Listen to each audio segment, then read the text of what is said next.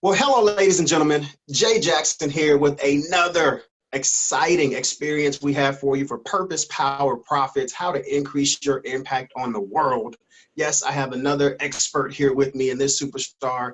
Look, she is CEO, professor, author, just doesn't do any coaching anymore, guys. That's the unfortunate piece of it. But I'm pretty sure that if you guys had a good conversation, you were able to work out some figures, she'll probably change your mind.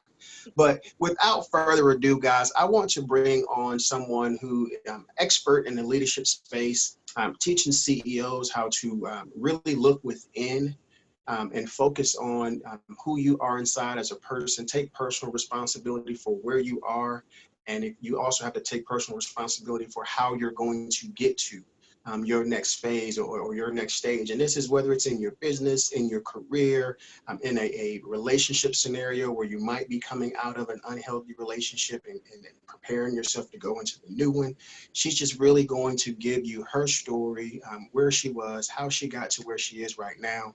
And I guarantee you we're going to add tons of value to you. So without further ado, ladies and gentlemen, please welcome Dr. Pamela Antoinette. How are you doing today, madam? Well, hello, Jay Jackson. I'm doing great. I'm loving life. How are you? Good. I mean, look, you should be loving life. I mean, before we started recording, you're talking about how the weather threw off some flights into Philly. You had to land in DC, rent a car, then drive to make sure you made it to your presentation. That's enjoying life, in my opinion. Right before it started, like, bam, let's start this. Right. So we just talked about you traveling and speaking and things like that. But if you will, just tell the viewers exactly, who you are, a little bit of your story, where you were and where you are right now, and some of the steps that you've taken to get you to where you are right now. Okay. Well, I am a professor, author, CEO, and all of those amazingly have managed to intertwine. So I currently am a professor of research. So a lot of the work that I do, actually all of the work that I do, is grounded in research that I've conducted, research that I've really admired of other people, and as well as research that I'm delving into. So a lot of the work that I've done, the coaching academy that I started, was all grounded in pretty solid research.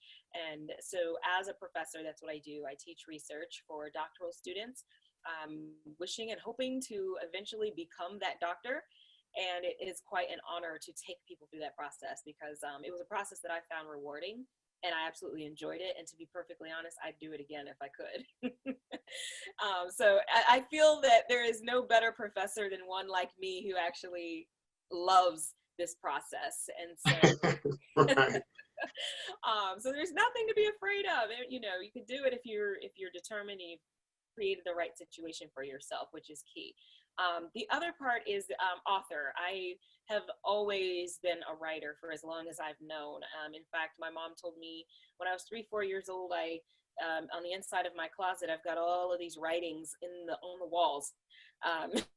that I write everywhere. On the bottom of the seat cushion on the couch, she said that she found some writing permanent marker there, and so it's just wherever I can write, I'm gonna write. And so the deal was sealed for me in 3rd grade when my 3rd grade teacher told me, you write the best sentences in the class, and gave me a big head, and there was no turning back after that. Right. To be the best at whatever writing existed in my environment. So I have published several books, and as you mentioned, Jay, I do talk about relationships and recovering and getting past a relationship that ended in order to move forward with whatever your dreams are. But I also look a lot at life purpose, and a book that I have coming out soon is looking at how you are living your purpose, but also realizing it doesn't come easy. We see everybody who's arrived and they're doing well, and we think, wow, my life isn't great because I haven't gotten there and I'm struggling and I've got all of these hurdles. And well, believe it or not, they had hurdles too.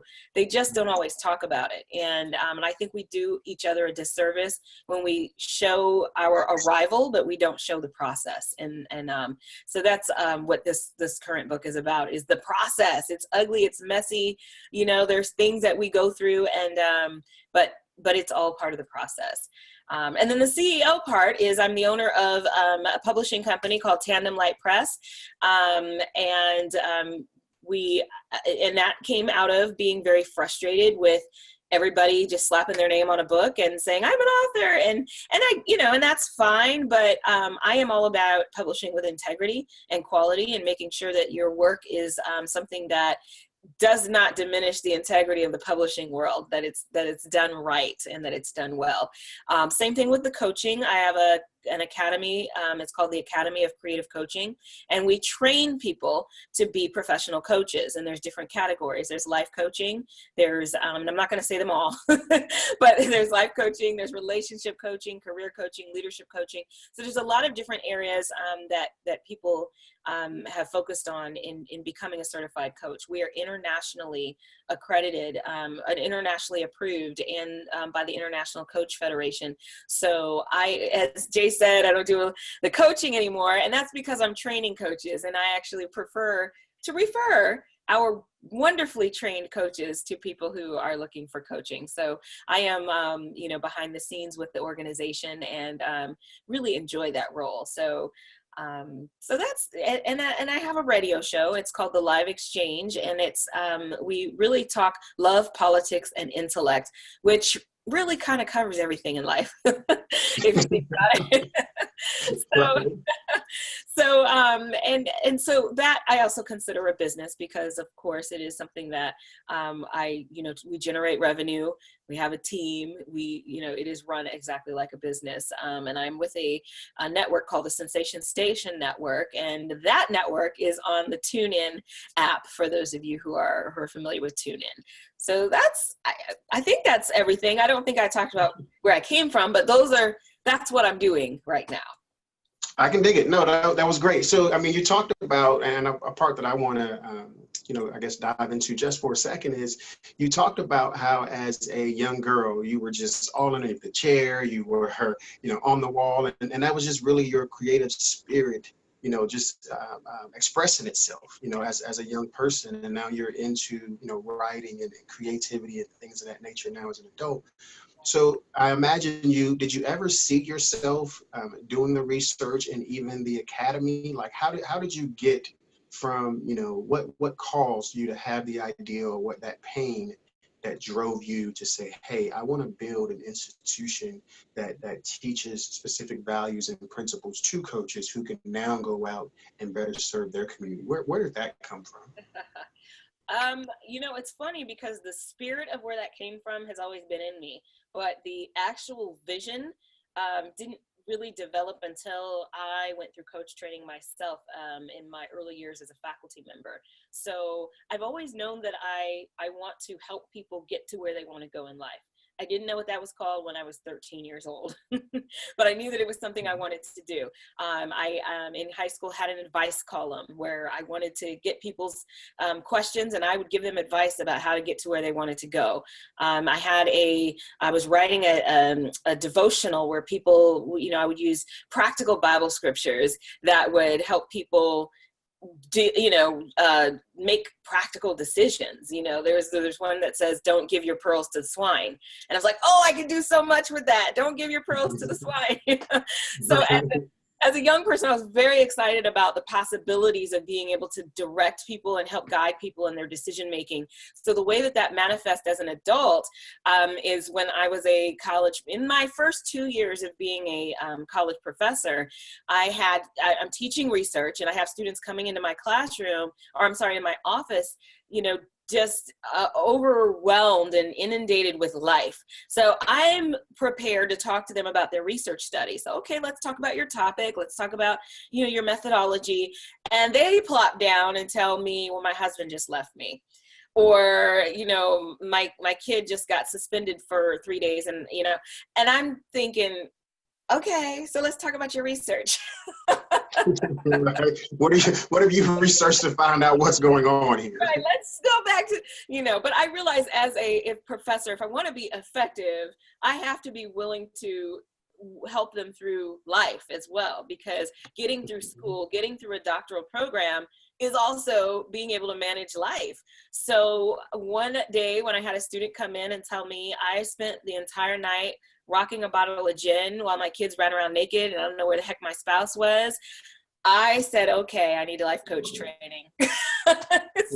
Right. I need some help to deal with this. So I went to my department head and I asked, is there any way to get professional development funds to be trained in coaching? And they absolutely were for it. And so they did cover that. Now, when I did get trained, I am a professor. So I'm a little picky when I see how people teach. So I wasn't necessarily thrilled with the delivery of the coaching program I attended.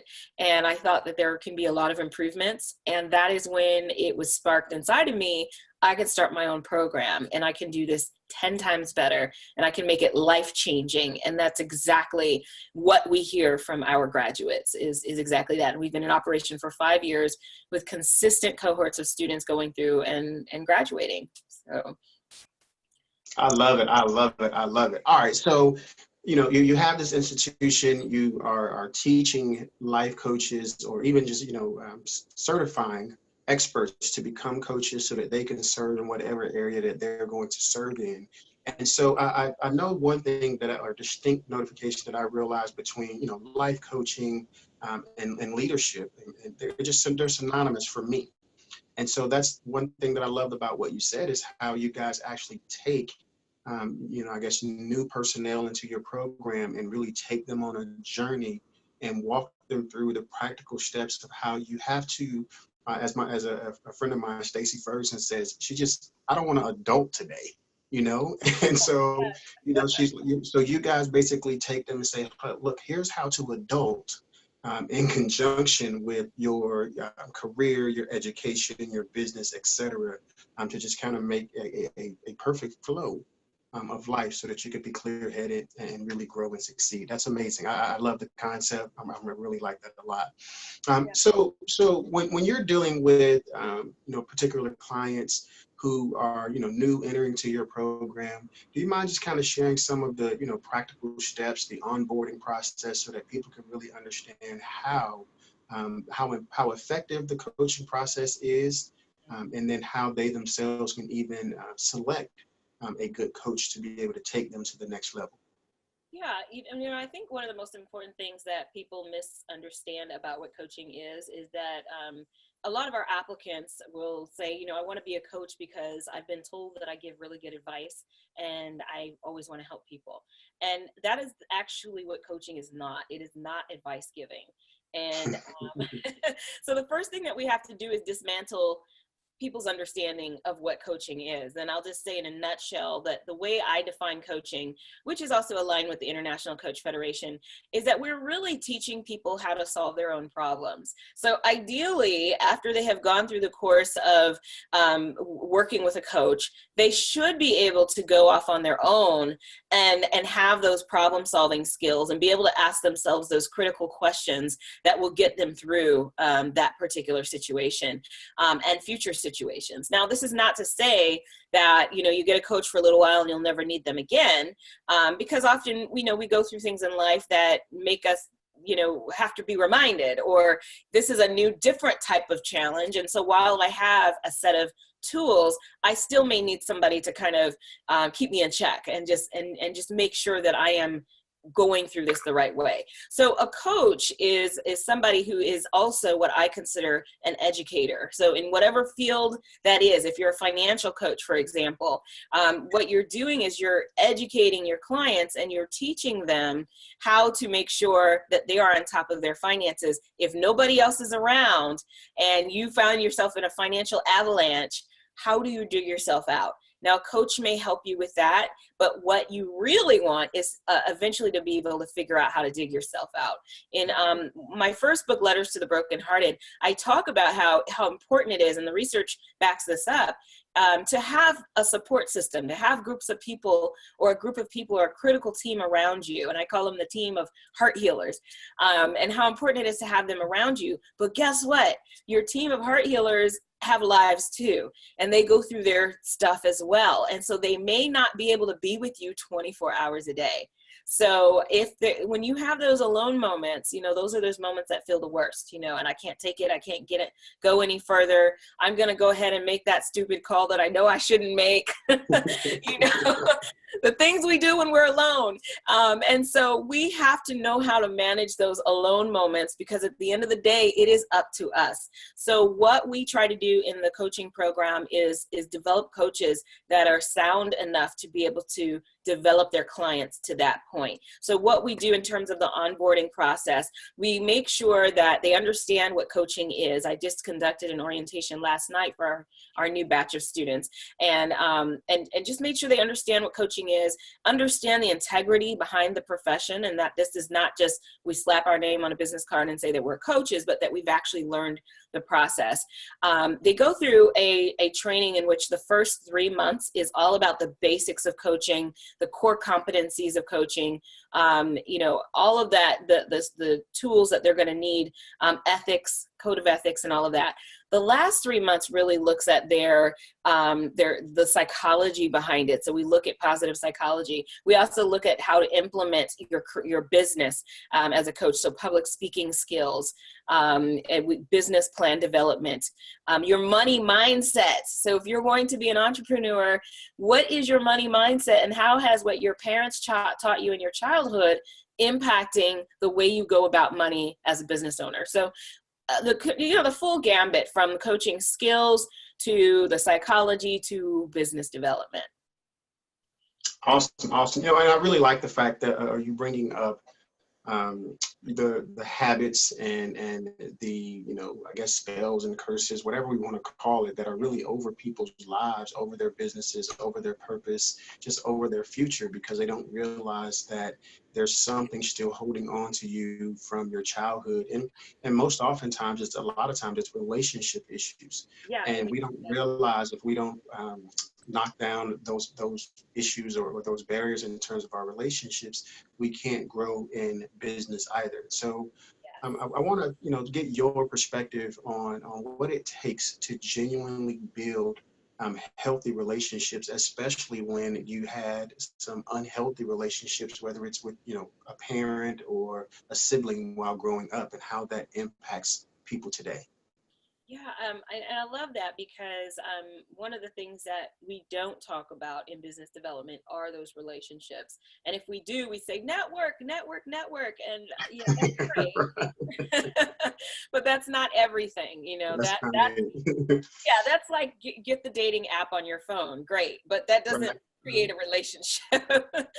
So I think that one of the things that you said is very key, and I don't think that we understand how important our previous relationship experiences, whether intimate, professional, mother-child, father-son, how much that impacts your ability to build a relationship as a business owner.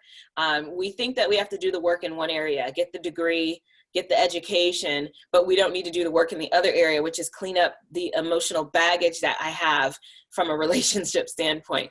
And that is so important. And I've learned so much over the years about, my own relationship baggage and how that has spilled over into my business. And that has been huge once realizing, what the connection between the two. So one of the things that there's 4 things. And one is to first identify your blind spots. And I'll just say what they are and then maybe explain later. But identify your blind spots, identify trustworthy partners, which sounds very obvious, but yes, you want to identify trustworthy partners. Number 3, know your self-love position.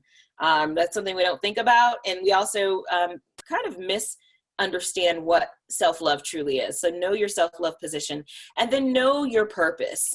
You know, your ultimate purpose. What are you here for? Now, you may not know and I should be careful about that, because you may not know the whole of it, but if you at least have a sense of the direction. I know that writing is my strength, so I know that writing lies in my purpose somewhere. I know that helping people is my strength, so I know that somewhere in there helping people is related to my purpose. If you can even just start from there and go down that road, you'll be good. But if I go back to the first one, identify your blind spots. In my speaking engagements, I ask people to do an exercise where they spread their hands out, as eagle wings, and to look straight ahead and to tell me the details that they see in their fingers. Can you see your fingernails? Can you see if they're, your cuticle? What can you actually see while you're looking straight ahead? You can't really see a whole lot of detail in your fingers. I'm trying what's going on right now? And that's because you have a blind spot on, that's straight, on your left and your right. And so those blind spots are areas that we have to learn how to identify, because we are operating under a set of beliefs that we may not even know that we have, that are creating blind spots. And so if we don't know this, if we don't know, for example, that back when I was 18 years old and I was told, and this is actually true for me, when I had my son, I was told nobody will ever want me. No man will ever want me. Nobody will ever trust me. People are going to look at me like, oh, she's the single mom. And though I took care of my business, I went through school, I bought a house, I got a corporate job, I pursued a master's degree, a Ph.D. I was doing great in that area. But relationships, not so much. And that is because I held on to that belief that nobody is going to want me because of what I did when I was 18. So believe it or not, even into my 30s and almost into my 40s, I was able to stop it before I got into my 40s, but almost into my 40s, every relationship that I built, whether it was a romantic relationship, a working relationship, I had this fear in the back of my mind that, oh my God, they're going to leave me. And so I acted and operated under a mindset of desperation. I will do whatever I need to do to keep this person. I'll pay them more than I can afford to pay them. I will take care of things that I know they should do, but I'll do because I don't want to lose them. Who knew that little message from when I was 18 impacted everything that I did into my adulthood? So identifying your blind spots is major. And one of the ways that you can identify your blind spot is by looking at the habits, looking at the patterns that keep happening. Every time I start a new job, the boss is on my case. Every time I get into a new relationship, they never want to be serious. If the constant thread is you, that is an opportunity to look at that particular situation and figure out what is the underlying belief that leads to a behavior that leads to this pattern. So that's a lot, but no. I mean, but you definitely hit the nail on the head. I tell you guys from personal experience, you have to participate in self-examination often, and I mean really daily, and if you have to, multiple times per day. Because this self-examination will really help you understand why you do have some of the thoughts that you have. Why do you continue to have repeat experiences in your relationships or even the outcomes in your business? Because there's some form of limiting belief that you haven't quite overcome yet, or you haven't quite broken through on yet in order for you to get to that next level. And we all experience them. We all experience them. And those of us who are most successful have the hardest time identifying those blind spots, because we're like, we're good. I'm good. Well, but that's why we need coaches. That's why we need coaches. I identified my blind spot. What did it? And the powerful question that I was asked is, you had a really good childhood. You have parents who love and support and elevate your strengths and all of that. What happened between that childhood and adulthood that made you think that you don't deserve the kind of love and admiration and loyalty that you had as a child? And it's like, oh, Wow. And that for me pointed to that very time period in my life where, I was told by multiple people, church members, friends, peers, my own age, they all had the same message. Oh yeah, you messed up your life now. So that had such a much more of an impact than I realized, at the time. So those of us. Go ahead. Well, I just wanted to add, and that's kind of evidence that those of us who are doing well, because I was successful in my other pursuits, and I would always get people saying, "How can I do what you're doing? How can I get where you're getting?" And it clouded those areas, those blind spots that I really needed to identify. Awesome. So now, what are some of the practical steps, outside of coaching, that you yourself have taken in order for you to be able to, identify your blind spots, and then once you identify them, how to work through those, because it's a challenge, and I think people need to understand what are some actual steps that they can begin to take to help them overcome, those limiting beliefs and challenges from their past once they're identified. Yeah, I think that the first piece is being willing to be open to whatever the news is. If it's that, first of all, if there's a pattern that you're continuing to find yourself in, you have to be willing to say, okay, that pattern is because of me. Not because of I keep meeting these terrible, shady business owners, and not because I keep meeting these shady, men or women. It's you. So how can you, what do you need to do to be honest about why you keep falling into these patterns? Now, this is not to say, I definitely don't want to sound like blame the victim. However, there is some level of responsibility that we all need to take for the things that keep happening over and over and over again in our lives. And I think that's the biggest clue to the existence of a blind spot, something that just keeps happening over and over and over again. Spot on. So, look, go ahead. That's just one step, and it's, but that is the most important step. If you can do that, you're willing to do the rest of the work. So, but that's the most important step, and to have people in your life who are honest enough to tell you, yeah, this is what I see happening. Here are the patterns I continue to see in your life. Yeah, I'm with you, spot on. You definitely have to be prepared for, because when you, and I'll tell you guys, from a spiritual and practical perspective, when you make the request of, hey, what is a blind spot? You have, from a spiritual perspective, you have to be prepared for the response that's coming. Yes. But then in the practical space, you also, and I'm talking the physical world, when you have that conversation with someone, and it has to be someone who you can trust. It can't just be someone whose opinion you don't value. Get that honest, constructive feedback from someone that you trust and they're going to be honest with you, even if it hurts. Yes. Because those blind spots can really crush business deals. It can really crush relationships. And so I really want to make sure you guys understand that you have to go back and do that self-examination to your early childhood, money minds, that all of it is all very, very important. Well, and even beyond just childhood, I would say if there was any period in your life in which you experienced devastation, trauma, a really right. divorce, loss of a child, loss of a loved one, your blind spots are usually born in those types of situations. So you can often go back to those situations and find out what negative messages were spoken to me at that time. What negative message did I speak to myself at that time, because I may have carried that into the next phase of my life. Absolutely. I told you guys, told you she was going to give you tons of wisdom, tons of nuggets. Look, for me, when I really understood that the difference between those who are living their best lives, really growing their business, those really having a major impact on the world, on those that they serve, and they're really doing things at a very high altitude, I realized that the difference between those individuals and everyone else, it's your mindset. It's your thought processes. It's your beliefs about yourself, what you think is possible, what you think you deserve.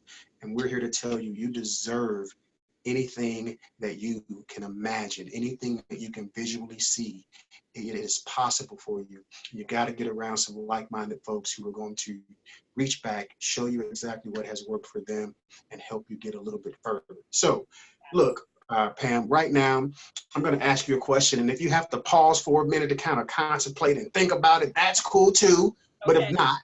if not, just let us have it. Okay. But the question that I want to ask you is, why should the viewers of this recording make the investment and be at Purpose Power Profits, the Atlanta stop? Okay.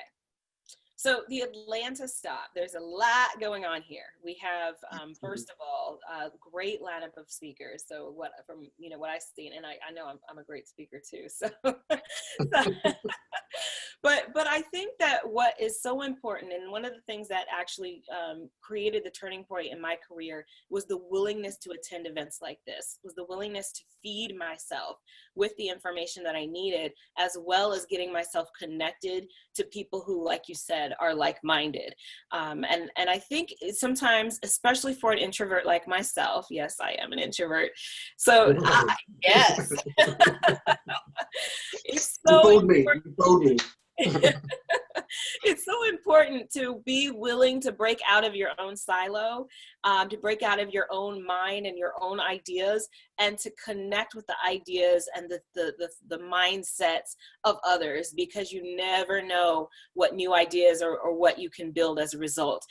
So, when I was starting my publishing company, I went to a bunch of writers' conferences, and I made sure that I was a student of the profession. I was a student of being an entrepreneur. I was a student of what it meant to own a business. And if you cannot be a student, if you're not willing to be a student of the trade, of the industry, then I don't want to say you won't be successful, but it's definitely not going to benefit you Right. to stay in your own little bubble. So I think that when you have opportunities like this to attend an event that's right in your town or within driving distance, it's so important to take advantage, because it does not hurt to learn. You have to be willing to invest in yourself. And boy, have I invested in myself. Yeah, it is definitely an investment. The return is off the charts. I tell you, whether you go and you pay $49, $99, or hopefully you're getting that value out of that investment, making sure you're learning something. But the smallest investment could be the difference. $100 could be the difference between you adding an additional $10,000 to your bank account every month. $1,000 can be the difference between you making $100,000 a year in your business. So make that investment. We look forward to seeing you guys at the Atlanta stop. It is, as she said, it's a phenomenal lineup of international speakers who are doing phenomenal work and taking care of business at a high level. Thank you, ma'am. I appreciate your time, and I look forward to seeing you in Atlanta in a couple of months. Absolutely. Thank you. All right, I'll talk to you later. All right.